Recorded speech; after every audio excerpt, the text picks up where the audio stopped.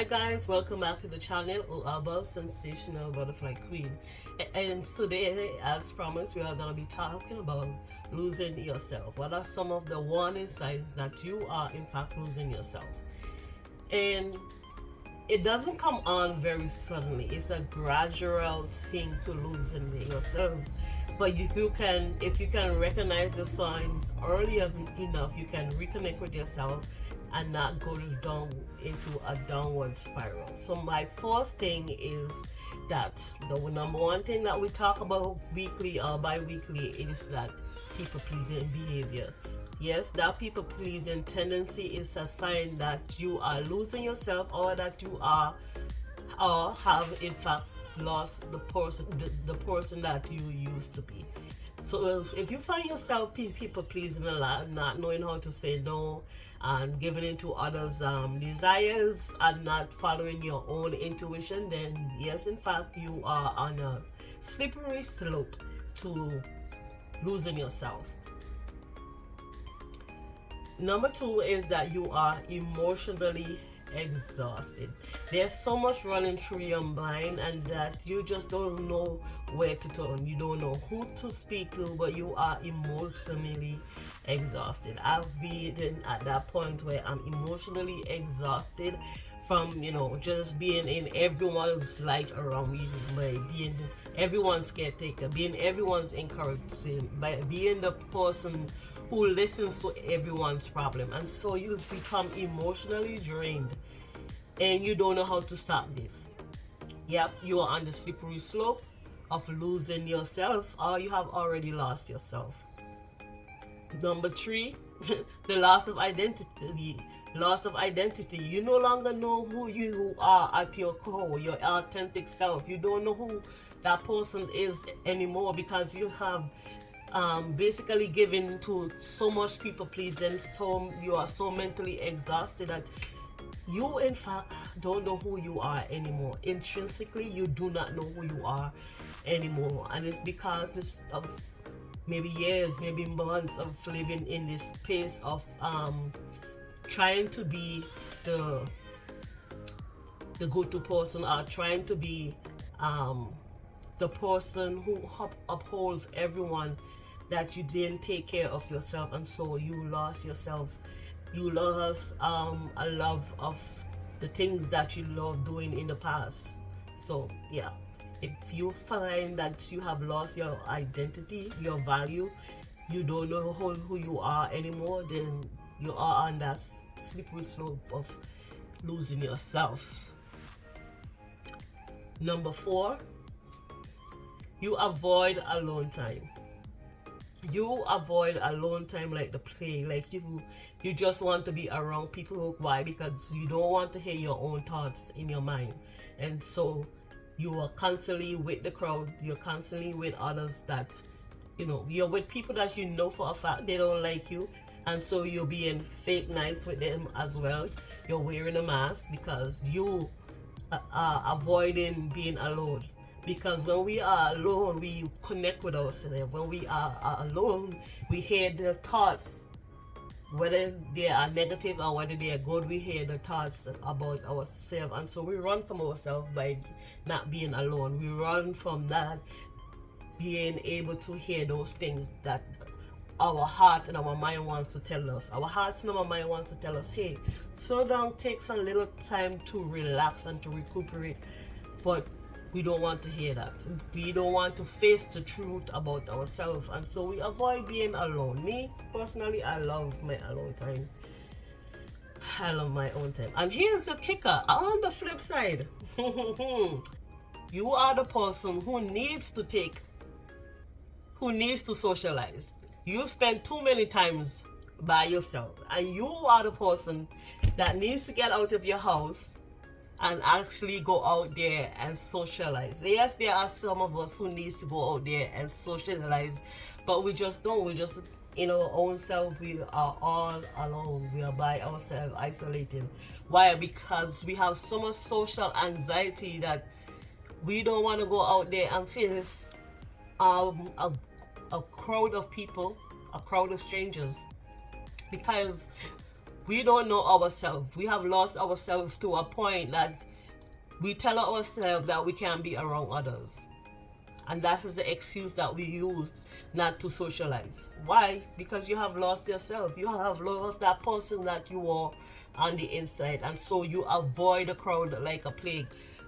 But just as how you others avoid being alone, avoiding socializing is also a part of losing your identity or losing your true self, because it means that you have lost that person who knows how to connect with others.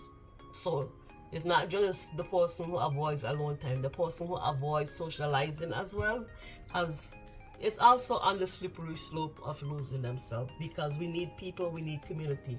I don't care, you could be extroverted, you can be introverted. We all need community, we all need people that we can connect with. We are not supposed to be like hermit crabs in our little shells by ourselves, just rolling around on life's highway by ourselves. No, that's not God's intention for us. It's good to be alone, but we also need to socialize as well. Number 6 is that we are feeling empty on the inside. And that emptiness comes because we have given so much to others and that we haven't taken any time for ourselves. So now we are empty. There's no joy, there's no happiness. We are like a dried up piece of pound cake. There is no moisture on the inside of us. And so we need to get back to knowing ourselves, right? And yeah, we need to get back to knowing ourselves. We need to refill our own cup so that way we can begin to pour into others again. And when this time when we fill up our cup must be overflowing so that we can pour into others. Because what can be gonna happen, especially if you're a people pleaser, what you're gonna happen is that your cup is gonna flow full up again, and then you're gonna start pouring into others until your cup is empty. And we are not supposed to be pouring into a place of emptiness. We are supposed to be pouring from a place of overflow, meaning that there's something pouring into others and we are pouring into someone else as well. Number 7 is that we are sensitive to opinions. We get very touchy and we get very sensitive when others tell us things, and this is the reason why is because we have lost ourselves and we are on the way to losing ourselves. So now we don't want anyone telling us what to do. We don't want to hear any opinions, and we think others are too judgy, and we are so sensitive, and this, that, the other, and the third. Why? Because you're pouring, you basically poured out everything. So now you don't know who you are anymore. So when someone gave you an opinion, or maybe someone critiques something, you're overly sensitive because you don't know who you are anymore. If you know who you are, when someone critiques you, if someone passes judgment, you can let it roll off of your back and it doesn't bother you, because you know others are entitled to their own opinion, just as you are entitled to an opinion. But when you have lost yourself, or when you are on that slippery slope that we're talking about, you become too sensitive to the opinions of others, and it brings you low. It makes you feel not good about yourself. And I've been in that place too many times. I've been in that place where others' opinions made me feel less than. I've been in that place where I allowed the judgment of others to make me shrink back and to not to speak up and do all the things that make me meek. But when I've lost myself, when I'm losing myself, that's one of the ways that I catch myself losing myself, is when I see myself shrinking back and not being confrontational with others. I know for a fact, hey, you are beginning to lose yourself once again, and I can stop it in its tracks, and I can counteract that action with a positive action by remembering what the Word of God says to me, that I am valuable, I am worthy. Nobody else is more valuable than me. We are all valuable in the eyes of God. We are all worthy, right? So I just gotta remember who I am. So when those days arise, I just say, nope, not today, Satan. I'm not going back and not backtracking. And yes, it was a negative opinion. Yes, this person is being very judgmental. This person is being very controlling, very manipulative, they're trying to intimidate me. And you recognize the signs, and I say, no, I'm not gonna fall into the trap. That is on that person who is doing all these different things. That is on that person. I don't want to allow their criticism and their judgment and their opinions to affect me anymore. 8 is that you don't have a vision of your future. And I've been in that space before where the question they'll always ask you for like an icebreaker when you go somewhere. They always say, where do you see yourself in 5 years? I can never have an answer for that question, because why? I didn't have a vision for my future. I couldn't think about it and to say, oh, this is what I want for my future. That is what I want for my future. Because who thinks that? I never thought to think about the future. I just live from one day to the next. Now I know too many years of doing that, of not having a future plan. Yes, God knows the plan He has for me, but He also wants me to think about my future as well. Right? So if you don't have a future, or if you're not thinking about future plans, if you're not putting plans in place for the future, then it means that you have lost yourself, or that you are in fact on that slope to losing yourself.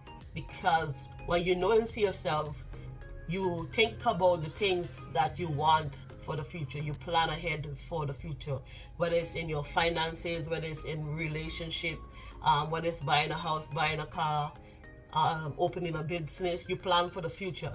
Yes, we may not know what the future will hold, but we still have to make a plan for that future. Just like how we have to have an emergency fund. Nobody wants an emergency to happen, but we also don't want an emergency to happen and then we don't have anything to help us in that emergency. It's great to know the warning signs, but what can we do to counteract losing ourselves, or even if we have lost ourselves? We can start by journaling. And I say this all the time, and people may think, oh, that's the only solution I have. But journaling helps you to remember who you are, especially if you have lost yourself. If you go back and read a journal from maybe 5-10 years ago, I have journals from 5-10 years ago, and I go back and I read those things and I say to myself, what happened? What happened? What happened to that person that you were, that goal that you had? What happened to that self-esteem? So yes, journaling helps, because it helps you to remember the person that you are. Especially if you have lost yourself, it helps you tremendously to remember where you were, maybe 10 years ago, maybe 2011, 2015, 2000. It helps you to remember, because in those journals you wrote down your dreams, you wrote down your aspirations. So yeah, journal, it helps, I'm telling you. Number 2 is to have a vision board. I recently did a vision board at the top of the year with some of the youth here at my church, and it helps. It's just something to distress your mind. It's not that you expect everything on your vision board to come to pass, but like we were saying, you're planning for the future, right? So the vision board helps you to keep you on track.